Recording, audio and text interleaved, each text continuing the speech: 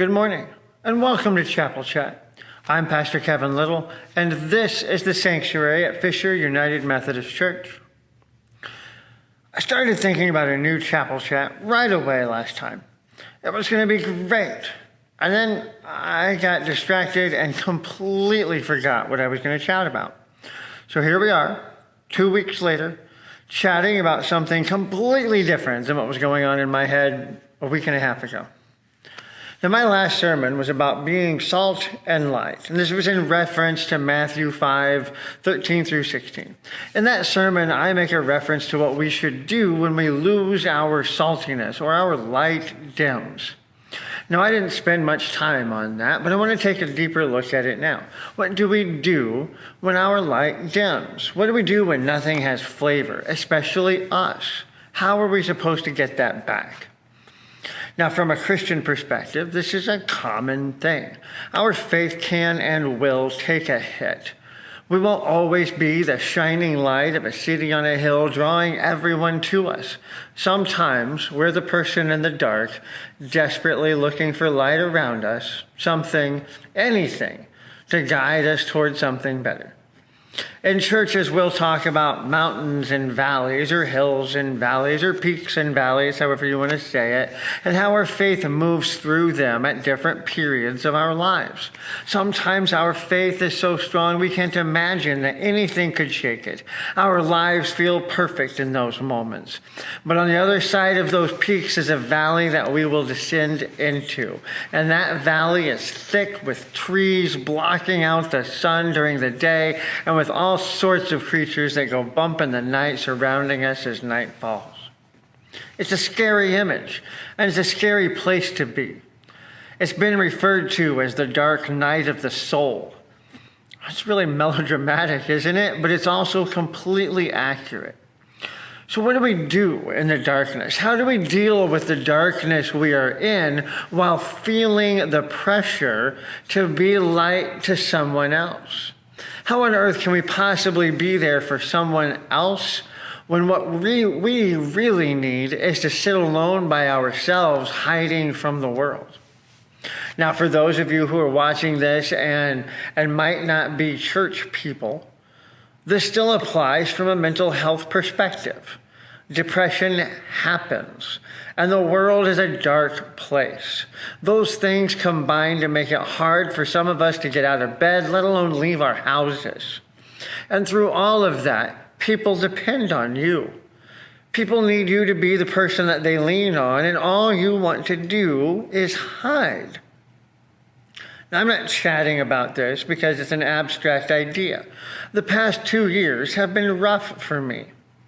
COVID shutdowns were awful. Don't get me wrong, I loved not being around people. But I felt every bit of the pressure of the decisions about whether to open my church back up and how to go about it without somebody getting sick. Sure, there was a committee that was happy to talk about it, but ultimately, it was my name on things and my decision that either kept someone alive and angry about the decision I made, or let them get sick, and then I'd have to explain that decision to their family members while planning their funeral. In the middle of all of that stress and pressure, I lost my dad to COVID. I'm a pastor in a denomination where people are talking about leaving the church over disagreements about gender and sexuality. I'm a pretty centrist person. I can see both sides in most arguments, which is an asset as a pastor. But let me be perfectly honest with you. Sitting across from someone that knew my dad while they tell me how COVID was fake has been more than I could deal with at times.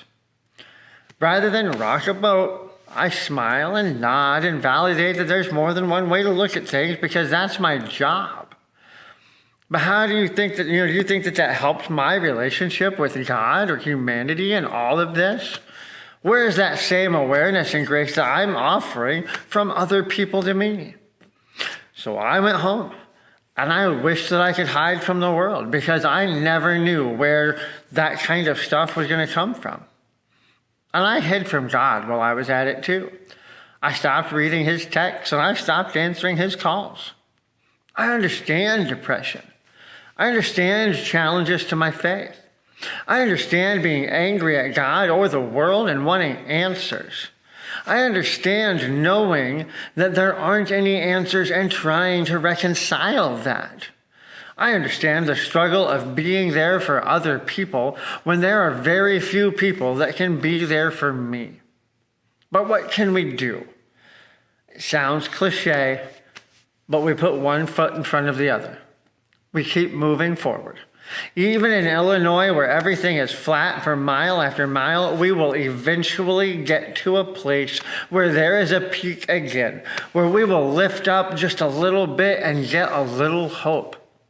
Whether we are basing that on faith or just struggling on our own, the advice is the same.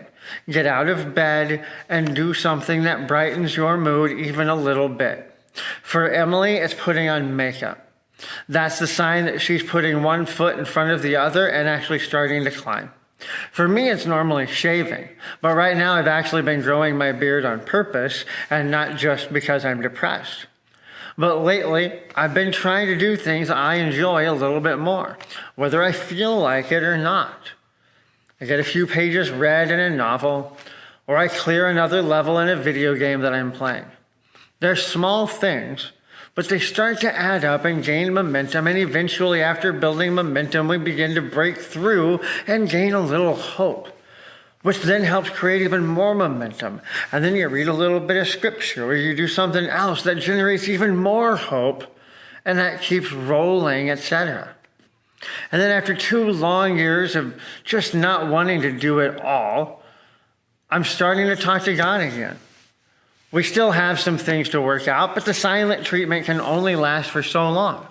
I know it might seem odd to hear a pastor talk about this, but trust me, we pastors struggle with our faith and our relationship with God just as much as everyone else, and maybe even more if we really get into it. If you're watching this and you're struggling right now, you aren't alone. There's a crisis and suicide prevention line that you can reach by calling 988 if you need it. If you aren't in crisis, I still recommend finding a counselor to talk to if you need to. If your relationship with God is okay, talk to him, but still get a counselor as well because it helps. Sometimes they will have an insight that brings everything together. And since I believe in God and that God is always working for our best, no matter what nonsense we cause, it doesn't hurt to give him another opportunity to speak into your life through someone else also. Thanks for joining me for another Chapel Chat. I'll see you again next time. Have a great week.